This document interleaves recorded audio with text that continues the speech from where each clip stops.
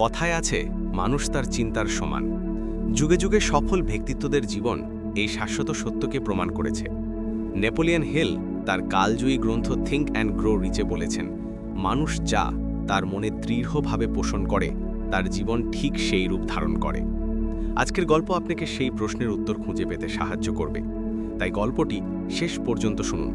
আমি হলপ করে বলতে পারি এই ভিডিওটা আপনাকে বদলে দিতে পারে। সফলতা লাভের মূল মন্ত্র কি? বহুদিন আগে এক শহরের রেল স্টেশনে এক ভিখারি থাকত। প্রতিদিন সে আসা যাওয়ার পথে ট্রেন যাত্রীদের কাছে ভিক্ষা চাইত। একদিন ট্রেন থেকে নামা এক অত্যন্ত ধনী ও সফল ব্যবসায়ীকে দেখে ভিখারিটির মনে হলো, এই মানুষটি নিশ্চয়ই অনেক ধনী।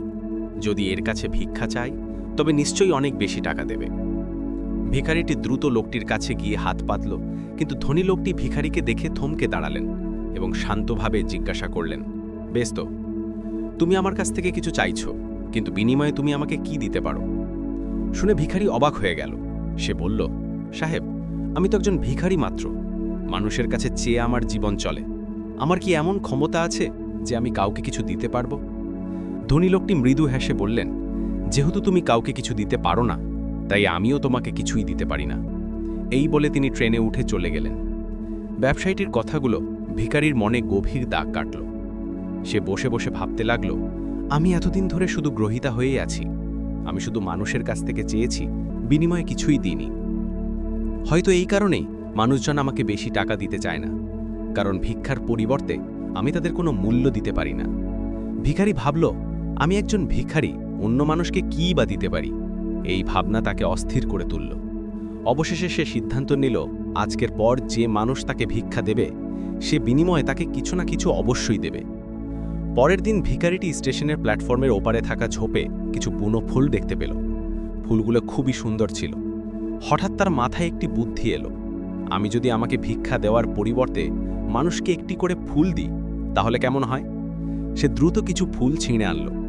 যখনই কোনো ব্যক্তি তাকে ভিক্ষা দিত, ভিখারিটি বিনীতভাবে তাকে একটি ফুল উপহার দিত। ফুলটি পেয়ে মানুষজন খুশি হয়ে সেটিকে নিজেদের কাছে রাখত। এভাবে চলতে চলতে ভিখারির আয় বেড়ে গেল। তবে যখন ফুল ফুরিয়ে যেত, তখন তার ভিক্ষাও কমে যেত। আর এভাবেই দিন চলতে লাগল। কয়েক মাস পরের ঘটনা। একদিন ভিক্ষা করার জন্য ভিখারি ট্রেনে উঠল এবং দেখতে পেল সেই ধনী ব্যবসায়ীটি সেখানে বসে আছেন, যার কথা তার জীবনে পরিবর্তন এনেছিল। সাহস করে ভিখারিটি এগিয়ে গেল এবং বলল, আপনি যদি আমাকে ভিক্ষা দেন, তাহলে এর পরিবর্তে আমি আপনাকে কয়েকটি ফুল দেব। ব্যবসায়ীটি হাসলেন, কিছু টাকা দিলেন এবং ভিখারিটি তাকে ফুল উপহার দিল। ফুলগুলি হাতে নিয়ে ব্যবসায়ীটি বললেন, দেখেছ, এই তো তুমি কি এখনো নিজেকে ভিখারি বলো? তুমি তো আর ভিখারি নও, তুমি এখন একজন ছোট ব্যবসায়ী। তুমি একটি জিনিস নিচ্ছ এবং তার বিনিময়ে আরেকটি জিনিস দিচ্ছ। তুমি একটি মূল্য আদান প্রদান করছো, যা ব্যবসার মূল কথা। ব্যবসায়ীটির এই কথাগুলো ভিখারিটিকে আবার গভীরভাবে ভাবাতে লাগল। আমি কি করে একজন ব্যবসায়ী হতে পারি? বহু ভাবনার পর সে বুঝতে পারল, সফলতার রহস্য সে জেনে গেছে। সে তার ভেতরের সম্ভাবনাকে চিনতে পারল। সে আনন্দে চিৎকার করে উঠল, আমিও ওই ধনী ব্যবসায়ীর মতো হতে পারবো, আমিও ধনী হতে পারবো। পরের দিন থেকে সেই ভিখারিকে আর স্টেশনে দেখা যায়নি। দীর্ঘ বছর পর এক বিলাসবহুল ট্রেনে সেই ধনী ব্যবসায়ীটি বসে আছেন। সামনে স্যুট পরা, অত্যন্ত মার্জিত এবং সফল চেহারার এক ব্যক্তি এসে বসলেন। ধনী ব্যবসায়ীটি সশ্রম্ভমে বললেন, আপনাকে ঠিক চিনতে পারলাম না, আমার মনে হয় এই প্রথম আমাদের দেখা হয়েছে। দ্বিতীয় ব্যক্তিটি হাসলেন এবং বললেন, আমাদের এর আগে দুইবার এই ট্রেনে দেখা হয়েছে। আমি হলাম সেই ভিখারি যাকে আপনি প্রথম সাক্ষাতে ভিক্ষা দিতে মানা করেছিলেন। ধনী লোকটি হতবাক হয়ে বললেন, তুমি সেই ভিখারি? কিন্তু তুমি এই পোশাকে এত সফলভাবে কোথায় যাচ্ছ? আজকাল কি করছো? তখন সফল লোকটি বিনয়ের সাথে উত্তর দিলেন, আপনার প্রথম সাক্ষাতের কথাটি ছিল প্রকৃতির এক অমোঘ নিয়ম। আমরা কেবল তখনই কিছু পাবো যখন আমরা কিছু দেব। এটি আমি খুব ভালোভাবে উপলব্ধি করেছিলাম। কিন্তু দ্বিতীয়বার যখন আপনার সাথে দেখা হয়, আপনি বলেছিলেন আমি একজন ছোট ব্যবসায়ী। আপনি সেদিন ভুল করেননি। মানুষ আমাকে ভিক্ষা দিচ্ছিল না, বরং তারা আমার দেওয়া ফুলের মূল্য দিচ্ছিল। আপনার কথা শুনেই আমি বুঝতে পারি যে আমিও একজন ব্যবসায়ী।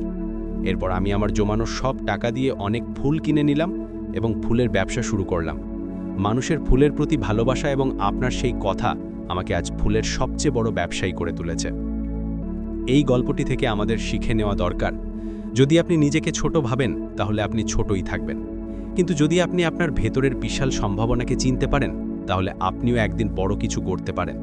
নিজেকে তুচ্ছ করে দেখবেন না। নিজেকে সফল, শক্তিশালী এবং যোগ্য একজন মানুষ হিসেবে কল্পনা করুন। আপনার জীবন ঠিক সেটাই হয়ে উঠবে। ভিডিওটি ভালো লাগলে লাইক করুন, কমেন্টে জানিয়ে দিন এই গল্প আপনাকে কি শিক্ষা দিয়েছে, আর শেয়ার করে অন্যদেরও অনুপ্রাণিত করুন। ধন্যবাদ পাশে থাকার জন্য। আবার দেখা হবে নতুন এক শিক্ষামূলক গল্প নিয়ে।